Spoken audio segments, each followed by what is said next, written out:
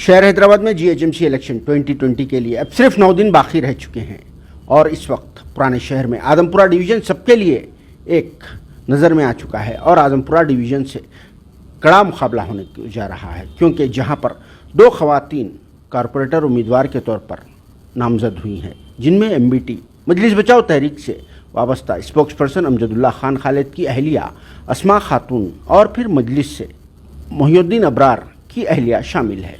तो इस मौके पर मजलिस बचाओ तहरीक से ताल्लुक़ रखने वाले स्पोक्स पर्सन अमजदुल्ला खान खालिद साहब की अहलिया कारपोरेटर उम्मीदवार के तौर पर आ चुकी हैं। तो खालिद साहब से बात करते हैं कि आजमपुरा डिवीज़न से उनके क्या ख्यालात हैं और उस पर वो क्या कहना चाहते हैं। पहले तो मैं हमारे सुबान भाई का शुक्रिया अदा करूंगा कि आपने अपना कीमती वक्त निकालकर मेरी बात आवाम तक पहुंचाने के लिए ज़रिया बन रहे हैं। ऐसा इलेक्शन हमने कभी नहीं देखा कि अचानक से 10 दिन का वक्त देकर इलेक्शंस करवाया जा रहा है। इलेक्शंस इसलिए कराते हैं कि सही नुमाइंदों को चुना जाए, हेल्थी डेमोक्रेसी हो। तो 18 के दिन अलामिया आ रहा, 19 तारीख से नॉमिनेशन स्टार्ट हो गए, 21 तारीख के दिन नॉमिनेशंस ख़त्म, 22 को स्क्रूटिनी, फिर अचानक 1 तारीख के दिन पोलिंग। अभी तक आप देखिए कि ना तो वोटर लिस्ट सही है, ना बूथ लिस्ट सही है। एक म्यूनसिपल डिवीज़न के दूसरे म्यूनसिपल डिवीज़न में जाकर लोग वोट डाल रहे हैं। तो पता नहीं केसीआर साहब को कौन से ज्योतिषी ने कहा कि जल्द से जल्द इलेक्शन करवाने के लिए, तो उस ज्योतिषी की सुन के ये इलेक्शन करवा रहे हैं। रही बात आजमपुरे की, आपने बात किया, तो आजमपुरा म्यूनसिपल डिवीज़न जो है सबसे पहले तो मैं जो है चंचलगुड़ा का कारपोरेटर था। 2002 से लेकर 2009 तक कारपोरेटर था। फिर उसके बाद में जो है उसको रिज़र्व करवाया गया, तो फिर मुझे माइग्रेट होकर आजमपुरे पे आना पड़ा। आजमपुरे पे भी अल्लाह ने मुझे मौका दिया, 5 साल खिदमत किया। आजमपुरे का मैं कारपोरेटर था वहाँ पर। चाहे आप, जब मैं चंचलगुड़े का कारपोरेटर था तो आप वहाँ पर जाकर आज भी देखते हैं कि मैं वो हल्का छोड़ने के बाद में 10 साल हो गया है, आज भी मेरा रिश्ता वहाँ के हर घर से है। कारपोरेटर के मायने यह है कि सबसे पहली चीज़ यह है कि कारपोरेटर के मायने यह है कि the most available person. Member of parliament बड़ा एरिया होता है, रोज़ाना गलियों में नहीं आ सकता। एमएलए का भी एरिया बड़ा होता है। कारपोरेटर जो है गली का लीडर होता है, यानी उन्हें पूरे तमाम जितने फैमिलीज होते हैं उसका उन्हें फैमिली मेंबर की हैसियत से हो जाता है, उनके दुख में, उनके सुख में। तो मैं वो एरिया छोड़कर 10 साल हुआ है, लेकिन आज भी लोग जो है उनके घर में कुछ भी छोटी सी तकारीब भी रही तो मुझे याद करते हैं। ये उनका खुलूस है, ये उनकी मोहब्बत है और ये मेरी जो काम का तरीक़ा रहा। आप जाकर देखें तो पता चलेगा कि 100 साल पुरानी जो ख़बरस्तानें थे उस वक़्त में, दरगाह हज़रत इबादुल्लाह शाह रहमतुल्लाह अलैह का जो ख़बरस्तान था, सुल्तान दरे का ख़बरस्तान, लोधी खान ग्रेवयार्ड, जो भी है कि उसमें ख़बरस्तानों की दीवार का उठाया गया। फिर इस बस्ती में जो है बाग़े जहरा में शाह कॉलोनी, गुड्डी बौली, कुरमागुड़ा और ख़ुद चंचलगुड़ा, यहाँ पर ये इत्तेफाक से क्या था कि 2 असेंबली कॉन्स्टिट्यूंसीज़ का टेल एंड था। ये मलकपेट का टेल एंड जो है वो चंचलगुड़ा था, याखुतपुरे का टेल एंड जो है ये शाह कॉलोनी बाग़े जहरा था। तो ये बिल्कुल आखिरी कोना होने की तरफ से एमएलए इसमें टाइम नहीं दिया करते थे। लेकिन जब मैं कारपोरेटर बनने के बाद में जो कृष्णा वाटर लाइन जा रही है आसमानगढ़ से, उसको हम टैप करके चंचलगुड़ा वाटर टैंक से उसको मिलाए। उसको मिलाने के बाद में जो है चंचलगुड़ा वाटर टैंक से फिर एक स्पेशल पाइपलाइन डाल के जमजम मेडिकल हॉल कने ला के चंचलगुड़े को भी कनेक्ट किए, कुरमागुड़ा, छौनी, बाग़े जहरा, शाह कॉलोनी। आज अल्लाह के फजल से यह है कि फर्स्ट फ्लोर पर पानी आ रहा है। शायद कोई एरिया में आपको ऐसा तो पानी नहीं दिखेगा, ताकि आपके फर्स्ट फ्लोर पर तक नल का पानी आ रहा है। जी खान साहब, आपको यहाँ पर रोकना चाहते हैं। जैसे कि सभी लोग जानते हैं, खालिद खान साहब ने लॉकडाउन हो या फिर फ्लड हो, उसमें काफ़ी मेहनत की है, काफ़ी आवाम के बीच में रहकर काम किया है, मगर इस मरतबे आप जीएचएमसी इलेक्शन में हिस्सा नहीं ले रहे हैं। इसकी क्या वजह है? नहीं, मैं बताया ना कि ऐसा है कि देखिए, मेरा जो काम है, कई लोग मेरे मुखालिफ हो जाते हैं मेरा काम करने की वजह से। तो जब मैं चंचलगुड़े का कारपोरेटर था तो सिर्फ मैं चंचलगुड़े का कारपोरेटर नहीं था, बल्कि शहर में जहाँ पर भी मसाइल होते थे, लोग मुझे याद करते, मैं जाता था जिस तरीके से गाजी मिल्लत अलहाज मोहम्मद अमानुल्लाह खान साहब रात के 2 बजे भी आवाम के दरमियान चले जाते थे, हालांकि वो चंद्रायन गुट्टे के एमएलए थे, लेकिन निज़ामबाद से फ़ोन आ जाता, चले जाते। तो मेरे कुछ मुखालिफिन का जहन ये था कि अगर ये कारपोरेटर नहीं रहेगा तो ऐसा काम नहीं करेगा, कुछ ऐसा मुखालिफिन का जहन था। तो वो एरिया को रिज़र्व कर दिए वो लोग। तो फिर हम आज़मपुरा आए, अल्लाह ने मुझको फिर से दोबारा मौका दिया। मैं पहले जो 5 साल काम किया उससे और दुगना काम करने लगा, तो एरिया का भी काम करने लगा, हैदराबाद के मुख्तलिफ मसाइल का काम करने लगा। ख़ास तौर पर जो है उस दरमियान में जो है जो आलेर का इनकाउंटर हुआ था, आलेर इनकाउंटर में बहुत बढ़ चढ़ कर हिस्सा लेने के बाद में जो है पुलिस की मिशनरी भी मुझसे दुश्मनी करने लगी, कुछ सियासी लोग भी, टीआरएस के लोग भी खौफजदा हो गए। अब हमारे तो मजलिस इत्तेहादुल मुस्लिमीन के तो हमारे तो जानी दुश्मन बने हुए वो लोग। तो इसमें यह हुआ कि ना तो ये लोग मुझे डरा सक रहे थे, ना तो मुझे लोग ख़रीद सक रहे थे, लेकिन कहीं ना कहीं ये कामयाबी हुई कि मेरे दूसरे हलके को भी रिज़र्व कर दिया गया। जब दूसरे हलके को रिज़र्व कर दिया गया तो हम फिर माइग्रेट करके अकबरबाग को गए। तो ऐसा दिख रहा था कि जब अकबरबाग में इलेक्शन हो रहा था तो इंडिया पाकिस्तान का बॉर्डर दिख रहा था, एक एक पोलिंग बूथ पे 200-200 पुलिस वाले। बोकसिंग की इंतहा ये थी कि मैं जो है जब अकबरबाग की लाइन में देखा तो मैं समझता हूँ कि निज़ामबाद, भैंसा, बोदन के जो एक सियासी जमात के कारकुन हैं यहाँ पर आके वोट डाल रहे थे। अब आप बताइए कि हैदराबाद पार्लियामेंट में जितने हलके हैं तो इसमें जो है हैदराबाद के हमारे जो मेंबर ऑफ पार्लियामेंट हैं उन्होंने एक बहुत ज़बरदस्त चाल चले हैं इसमें कि रिजर्वेशन 50% है। तो इसमें जो है कि 150 सीटों में से 75 सीट रिजर्व हो जाते, तो 75 सीटों में से रिजर्वेशन जो है पूरा पुराने शहर में ला लिए ताकि इनके हलके में जो है कोई मर्द कारपोरेटर इनके खिलाफ में कल के दिन आवाज़ नहीं उठाना बोल के पूरा लेडीज़ रिजर्वेशन हैदराबाद में आ गया। तो असदुद्दीन ओवैसी जो है लेडीज़ के नुमाइंदे हो गए, वैसा हो गया यहाँ पर पूरे लेडीज़ कारपोरेटर्स। तो पुराने शहर के हैदराबाद पार्लियामेंट में 52 कॉन्स्टिट्यूंसीज आते, 52 कॉन्स्टिट्यूंसीज में से मेजॉरिटी मैं समझता हूँ कि 40 या 42 के करीब में जो है वो पूरे रिजर्व करवा लिए, या कुछ भी नाम रखिए आप, लेडीज़ बोलिए, बीसी वुमन बोलिए, एससी एसटी वुमन बोलिए, बहरहाल जो भी रिजर्वेशन है वो आके हैदराबाद में हो गया। तो अब कहाँ से लड़ना बताइए आप। आजमपुरा रिजर्व है, छौनी रिजर्व है, आप आगे जाइए बाबा नगर लड़ना चाह रहे हैं वो दोनों लेडीज़ रिजर्व है। और ख़ास तौर पर ये रिजर्वेशन देखिए, ये पॉइंट किसी को नहीं मालूम है, मैं जो आपको बताना चाह रहा हूँ कि रिजर्वेशन का जो मिसयूज़ किया गया, और रिजर्वेशन जो है रूस्टर सिस्टम है। ये आप रिजर्वेशन की पॉलिसी हिंदुस्तान की पढ़िए, ये एक रूस्टर सिस्टम है। तो जहाँ पर अब आप देखिए कि चंचलगुड़ा है, चंचलगुड़े में कम्युनिटी के लोग रहते हैं, वो अपने कोई नुमाइंदे को नहीं इलेक्ट करना, चंचलगुड़े को 3 टुकड़े कर दिए, एक टुकड़े को ले जाके छौनी में डाल दिए, एक टुकड़े को लेके जाके अकबरबाग में डाल दिए, एक टुकड़े को लेके जाके आजमपुरे में डाल दिए।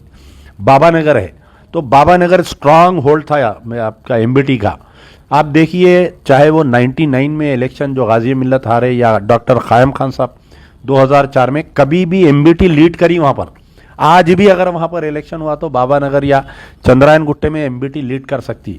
बारकस में एक कम्युनिटी रहती, मैं बहुत पते की बात बोल रहा हूँ, आज मैं बारकस के कई बड़े लोगों की तर्जुमानी कर रहा हूँ आपके सामने। तो वहाँ पर एक कम्युनिटी रहती, अरब कम्युनिटी। ये अरब कम्युनिटी अपने नुमाइंदे को नहीं चुनना बोल के वो एरिया को भी डिवाइड कर दिए, आधा एरिया उठा के बाबा नगर में डाल दिए, आधा एरिया उठा के जो है, अब आप नूर खां बाजार में आइए, वहाँ पर एक कम्युनिटी रहती, ये लोग अपने नुमाइंदे को इलेक्ट नहीं करना बोल के इसको भी 3 टुकड़े कर दिए।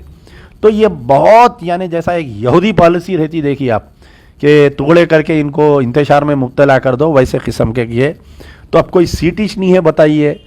हो सकता है कि अल्लाह ताला, देखिए आप, जब हम कारपोरेटर थे तो इतने मशहूर नहीं थे, कारपोरेटर नहीं है तो अल्लाह मियाँ उतना मशहूर कर दिया। कई लोग मुझे हैरत होती, बाज़ वक़्त इंडिया के कहीं हम मुख्तलिफ़ मुकामात पर जाते, लोग मिलते कि आप अमजदुल्ला खान क्या पूछते।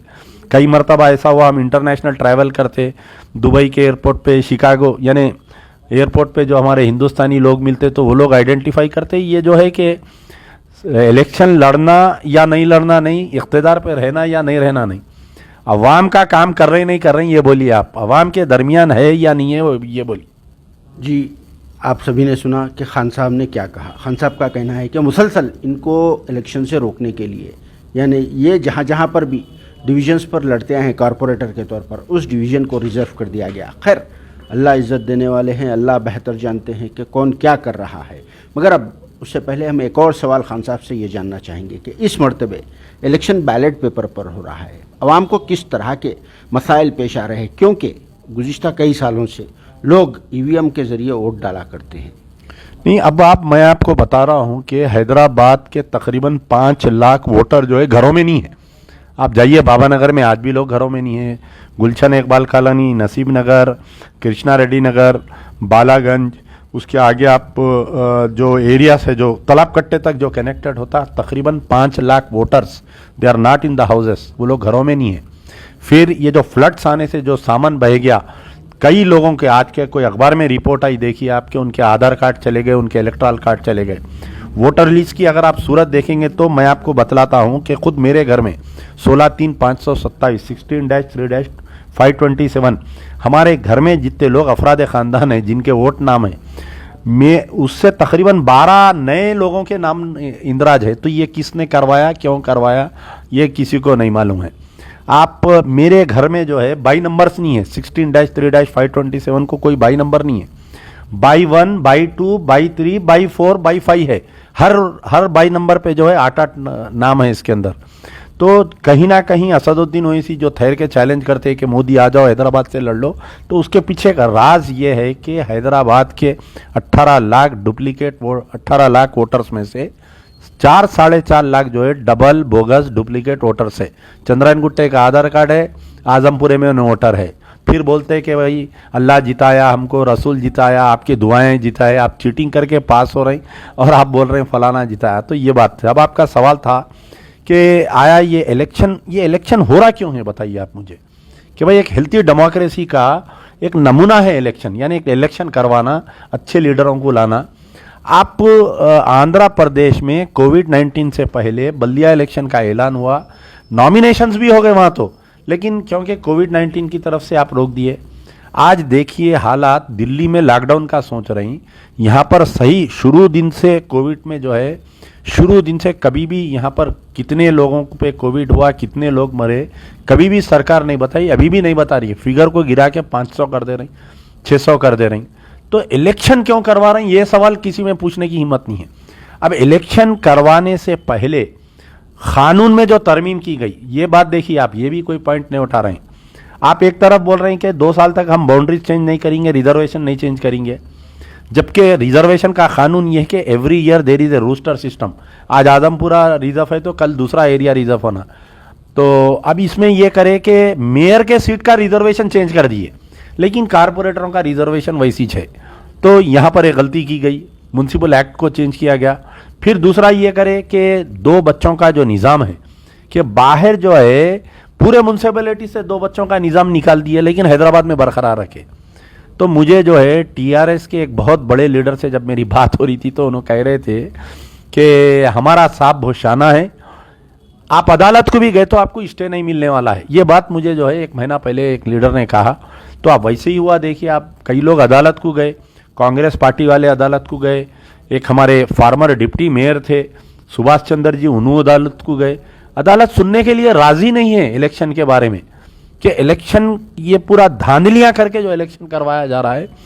चीफ मिनिस्टर की कहीं ना कहीं ये सोच है कि मैं सामने वाले को मौका नहीं देना, अचानक से इलेक्शन का ऐलान कर दो ताकि मुखालिफिन दूसरे पार्टियां हैं वो लोग यानी प्रिपरेशन में रह जाएंगे, इलेक्शन ख़त्म हो जाएगा, मैं जीत लूँगा।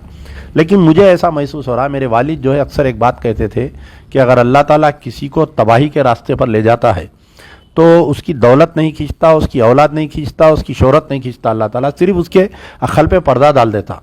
तो ये जो दुब्बाका का इलेक्शन हुआ जिसके अंदर बीजेपी की जीत हुई, चीफ मिनिस्टर साहब जो है हैरतज़दा हो गए, जबकि दुब्बाका का इलेक्शन जो है कोई बीजेपी की जीत नहीं है, वो इंडिविजुअल वहाँ का जो राव जो कैंडिडेट था, ये उसका इंडिविजुअल उसका जीत है, उसकी ना बीजेपी की जीत है ना टीआरएस की हार है। तो हो सकता है कि हमारे केसीआर साहब जो हाल ही में जो मस्जिदों को शहीद किए, सेक्रेटेरिएट के 2 मस्जिदां और ये जो एक खाना मस्जिद और कोत्तागुड़म की जो फॉरेस्ट की मस्जिद को शहीद करे, अल्लाह ताला इनकी अक्ल पे पर्दा डाल दिया है। अब इनका द एंड हो रहा है, इन तबाही के तौर पर जा रहे हैं, ये इलेक्शन करवा रहे हैं। जी, क्या आप समझते हैं मुस्लिम्स ये मसाजिदों की शहादत के बाद भी टीआरएस को वोट डालेंगे? क्योंकि अक्टूबर के सेकंड वीक में मसाजिदों का फाउंडेशन रखने का ऐलान किया गया था, मगर अभी तक वो ऐलान पूरा नहीं हुआ। क्या ये अक्टूबर 2020 बोले या फिर 2021 बोले, ये बात का भी खुलासा नहीं किया गया। देखिए साहब, आप मुझे पहले ये बताइए कि चीफ मिनिस्टर केसीआर साहब का कौन सा वादा आज तक पूरा हुआ, बताइए। मैं तो आज बोल रहे हैं ये लोग, आलेर एनकाउंटर के बाद में एक मेरा जलसा हुआ था, वो तकरीर आप निकाल कर देखिए। मैं कहा कि अगर इनका पैंट उतारेंगे तो अंदर से खाकी नक्कर निकलती इनकी बोल के। तो आप मुझे बताइए कि 16 कैंडिडेट मुस्लिम कैंडिडेट है, इनका ज़मीर कहाँ गया, बताइए आप। कि भाई थोड़ा अगर ये लोग सवाल करते हैं टीआरएस के, मेरी नज़र में टीआरएस के अक़लियती कायदीन सबसे बड़े ज़िम्मेदार हैं। मेरी नज़र में हमारे होम मिनिस्टर महमूद अली साहब इसके लिए ज़िम्मेदार है। मेरी नज़र में जो मुस्लिम क़यादत का दावा करने वाली शख्सियत असदुद्दीन ओवैसी ज़िम्मेदार है। मेरी नज़र में ये जितने उलमा मशाइखीन जो 2018 असेंबली इलेक्शन में टीआरएस की तायीद करे, 2019 पार्लियामेंट इलेक्शन में जो तायीद करे ना, जबकि आप देखिए उन्होंने रिजर्वेशन देते बोले 12% रिजर्वेशन नहीं दिए, कमिश्नरेट देते बोले कमिश्नरेट नहीं दिए। फिर उसके बाद में आलेर एनकाउंटर के ऊपर स्पेशल इन्वेस्टिगेशन टीम बनाए थे, आज की तारीख तक उसकी रिपोर्ट नहीं आई। एनएचआरसी की रिपोर्ट आ गई कि वो फेक एनकाउंटर है, 5 लाख रुपए दियो बोल के आ गया। मुस्तफ़ाउद्दीन जो आर्मी गैरिसन में बच्चे को बदफेली करके जिंदा जला दिया, उसका डाइंग डिक्लेरेशन है। किशनबाग में 5 आदमी को पुलिस फायरिंग में मार दिए, स्पेशल इन्वेस्टिगेशन की टीम बैठी, आज तक उसकी रिपोर्ट नहीं आई। ये तमाम जुल्म और सितम, मक्का मस्जिद बम धमाके के खातिल बाइज्जत बरी हो गए, वटोली के खातिल बाइज्जत बरी हो गए। ये तमाम हमारे साथ जो नाइंसाफ़ी हुई है, ये देखने के बावजूद इन कायदीन का ज़मीर, हमारे उलमा मशाइखीन का कैसा गवारा किया कि आपने 2018 में भी तायीद की, आपने 2019 में भी तायीद की। अब आप उनसे क्या उम्मीद रख रहे हैं, बताइए। मस्जिद की शहादत पर वो लोग टीआरएस की मुखालिफत करेंगे बोल के आप कैसा सोच सकते, बताइए आप। अपने बच्चे मर गए, अल्लाह के घर को शहीद कर दिया, ज़मीर मर गया सब पुरों का। ये आज पुराने शहर की क़यादत ही नहीं बल्कि पूरे अपोजिशन में कोई लीडर ही नहीं है बोलने वाला। किसकी हिम्मत हो रही बताइए? क्या कांग्रेस में कोई बोल रहा बताइए? क्या आपके मजलिस में कोई बोल रहा बताइए? क्या कोई सोशल ऑर्गेनाइजेशन का आप नाम लियो साहब, कोई आज हुकूमत के ख़िलाफ़ में या जो अवाम में नाइंसाफ़ी हो रही है उनके ख़िलाफ़ में बोल रहे हैं क्या, बताइए? नहीं बोल रहे हैं, कोई भी नहीं बोल रहे हैं, सब अपनी जगह खामोश है। चीफ मिनिस्टर साहब जो है, किसी को कैडबरी, किसी को चॉकलेट, किसी को पीपरमेट, सबके मुंहों में डाल के खामोश बिठा के रखे हुए। तो आप ऐसी कौम से या ऐसे कायदीन से, ऐसे अक़लियती कायदीन से कैसा उम्मीद कर सकते? आप कल के दिन हैरत नहीं होना अगर ये टीआरएस फिर से अगर इलेक्शन में जीत गई तो आप ये नहीं बोलना कि भाई अरे 2 मस्जिदों की शहादत हुई, उसके बावजूद मुस्लिम एरिया से टीआरएस को वोट मिले क्या बोल के। आप हैरत नहीं होना, इसके अंदर कुछ भी हो सकता है। इसमें खालिद साहब का कहना है कि शहर में इनकलाब आना चाहिए, मसाजिदों की शहादत हो चुकी है मगर लोगों के कान पर जूं तक नहीं रहेंगी। तो खालिद साहब का ये इनडायरेक्टली हो या डायरेक्टली हो, अब इलेक्शन का वक्त है, सभी को जाग जाना चाहिए। हम खालिद साहब से एक और सवाल करते हैं कि एक तरफ बीजेपी कह रही है कि हम मेयर बनाएंगे, दूसरी तरफ टीआरएस का दावा है हम मेयर बनाएंगे, और फिर ये दोनों एक दूसरे को एंटी बता रहे हैं। तो इस पर आपका क्या रिएक्शन है? नहीं, आप एक और एक चीज़ भूल गए कि केटीआर साहब 2 दिन पहले एक बयान दिए थे कि AIMIM हमारी फ्रेंडली पार्टी नहीं है, हम उसके मुखालिफ है बोल के। तो ये जो है ये ट्रायंगल है, ये यानी आप जो ट्रायंगल है ये MIM BJP TRS। अब आप मुझे बताइए, बंडी संजय जो है मेंबर ऑफ पार्लियामेंट बन के 3 साल होता उन्होंने, और बीजेपी के सदर बन के 2 साल होता। आज उनको भाग्य लक्ष्मी मंदिर कहीं को याद आई, आज उन्होंने चार मीनार पे आके जिंदाबाद मुर्दाबाद कहीं को बोल रहे हैं, बताइए आप। मैं चैलेंज कर रहा हूँ, आज की मेरा ये वॉइस रिकॉर्डिंग आप उठा के रख लीजिए, बीजेपी के 3 या 4 कारपोरेटर से बढ़ के आने वाले नहीं हैं। मैं 12 बोल रहा हूँ, वो दुबाका का इलेक्शन जो है वो गुरुनंदा राव कैंडिडेट जो है, उन्हें टीआरएस का फाउंडर मेंबर, तेलंगाना एजिटेशन में हिस्सा लिया, टीआरएस में उसको कुछ नहीं मिला तो मजबूर की तौर पे बीजेपी में गया। उन्हें उसकी शख्सी जीत है, वहाँ कुछ बीजेपी का कुछ है ही नहीं वहाँ पर। तो अब ये जो है कि कहीं ना कहीं टीआरएस बीजेपी का डर बता के MIM वाले वोट लेना चाह रहे हैं। आप जहां से बीजेपी का डर बताते आवाम सब भूल जाती। जो 5 साल आप उनको जो 8-8 घंटे लाइट बंद थी, अब आप बताइए, आप स्मार्ट सिटी बनाते बोल के वादा करे थे, 24 ब्रिजेस लाने का वादा किए थे, पुराने शहर में एक ब्रिज बना क्या बताइए आप। आज आप आके बीजेपी का डर बता दे रही। आप जाके बहादुरपुरा जो मीरालम तालाब का जो ब्रिज जा रहा है, आज से 2016 में जब बल्दिया इलेक्शन हुआ तो वो बल्दिया इलेक्शन में केटी रामाराव साहब आके संगे बुनियाद रखे, आज तक वहां पर पिलर नहीं खुदा। वहां पर आप जो सोयल होटल कने से लेके जो बाबानगर तक ब्रिज डालने का वादा करे, 5 साल पहले भी करे। सबसे बड़ी चीज देखिए, मेरे हल्के में जब आजमपुर में लास्ट मरतबा कविता मैडम आए थे, अगर आपकी आएंगे कविता मैडम तो मैं सवाल कराऊंगा उनसे, 2 बेडरूम का फ्लैट का कितनी स्कीम चलाए बोलिए। लास्ट टाइम जो पावर में आई थी केटीआर हमारे टीआरएस बल्दिया में, ये 2 बेडरूम बोल के आए। किसको 2 बेडरूम मिला बताइए आप, कौन से मुसलमान को 2 बेडरूम मिला बताइए। आज आप आके बोल रहे हैं बीजेपी का मेयर बनेगा, आप आज आके बीजेपी का डर बता के मुसलमानों के मजलिस वाले बीजेपी का डर बता रहे हैं, टीआरएस वाले बीजेपी का डर बता रहे हैं। तो ये बीजेपी का कोई ऐसा माहौल नहीं है तेलंगाना की गंगा जमनी तहजीब में। There is no place for BJP. अब आप आए होंगे कहीं डिस्ट्रिक्टों में, ये आपकी नाहेली है, ये टीआरएस का कुछ एडजस्टमेंट है जो 4 मेंबर ऑफ पार्लियामेंट उनके जीते। वरना एक शख्स आप बताइए मुझे जो कारपोरेटर इलेक्शन नहीं जीता, जो एमएलए इलेक्शन नहीं जीता, उन्हें मेंबर ऑफ पार्लियामेंट कैसा बन गया संजय बताइए। किशन रेड्डी ही जो अपने हल्के में अंबरपेट में उन्हें एमएलए नहीं बना, उन्हें सिकंदराबाद से मेंबर ऑफ पार्लियामेंट कैसा बन गया बताइए। एक शख्स जो कभी जिंदगी में इलेक्शन नहीं लड़ा, उन्हें निजामाबाद का एमपी कैसा बन गया बताइए आप। कुछ ना कुछ ऐसा एडजस्टमेंट था जो हमारे केसीआर साहब जो है बीजेपी के 4 मेंबर ऑफ पार्लियामेंट को जीता है। वो सब फालतू बातें हैं, कोई जीतने वाला नहीं है बीजेपी के। मैं I am saying again, there will be only 3 और 4 कारपोरेटर्स, वो भी जो ट्रेडिशनल पहले से जो जीतते आ रहे हैं वो लोग जीतेंगे। जी, आपसे एक आखिरी सवाल ये जानना चाहेंगे, जैसे कि सभी लोगों को मालूम है कुछ लोग अब तक एमआईएम से निकल चुके थे, एमआईएम को बुरा भला कहे थे, फिर अब दोबारा एमआईएम में शामिल हो गए, तो उस पर आप क्या कहते हैं? नहीं, आप देखिए, ये सवाल आप उनसे ही पूछिए जाके कि भाई आप कई को एमआईएम से निकले थे, फिर वापस आप कई को चले गए एमआईएम में। अब आप बेहतर उनका राज जान सकते हैं, आप एक प्रेस वाले हैं, अगर कुछ मालूमात हो तो मुझे भी बताइए वो लोग निकले कई को थे और वो लोग गए कई को थे, तो मुझे तो नहीं मालूम। और इसके ऊपर तो हम बोल नहीं सकते कि अब सदक़े का कौवा जो है फिर आके गुम्बद पे बैठ गया, इतना ही बोल सकते हैं, और उससे ज़्यादा क्या बोल सकते हैं। ठीक है, ये थे अमजदुल्ला खान खालिद साहब जिन्होंने अपना कीमती वक्त दिया। बहुत बहुत शुक्रिया आपका हमसे बात करने के लिए और अपने ख़यालात का इजहार करने के लिए। आप सभी ने सुना कि खालिद साहब ने क्या कहा। खालिद साहब का ये कहना है कि ओवरऑल इलेक्शन का पीरियड है, सियासी उथल पुथल चलती रहेगी और अपना वोट डालने से पहले अवाम को बेहतर सोचना चाहिए कि कौन सी पार्टी आपके हक़ में बेहतर है। कैमरा पर्सन सैयद मुबीन के साथ RS न्यूज़ के लिए मैं रिपोर्टर सुभान, हैदराबाद से।